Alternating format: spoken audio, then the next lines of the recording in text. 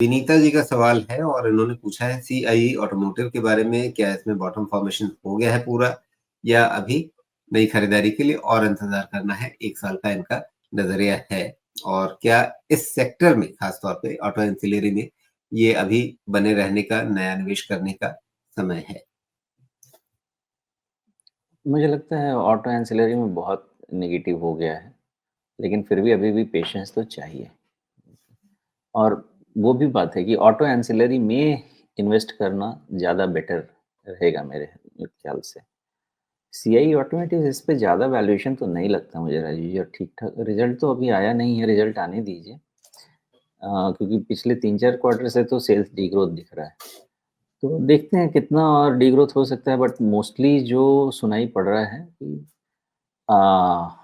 Almost bottom हो जाना चाहिए, मार्जिन, सेल्स सब बॉटम हो जाने चाहिए। अब ग्रोथ आने के लिए, इन सब के लिए, ऑटो सेक्टर पर से में ग्रोथ आने के लिए थोड़ा अफोर्डेबिलिटी और बढ़ना चाहिए। क्यों है?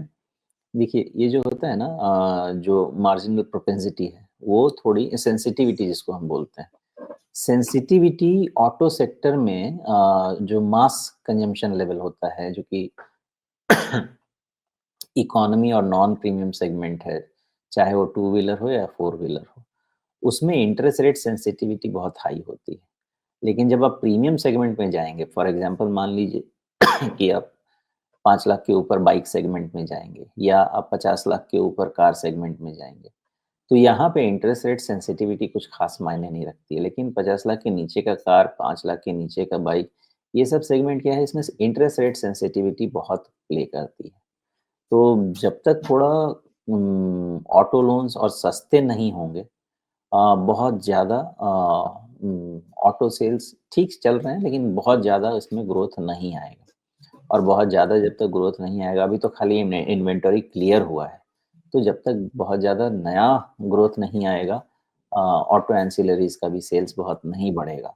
तो मेरा ऐसा अंदाज़ा है कि maybe close to the bottom ही लग रहा है ये सिनेरियो, जो ऑटो प्लेयर से सुनाई देता है।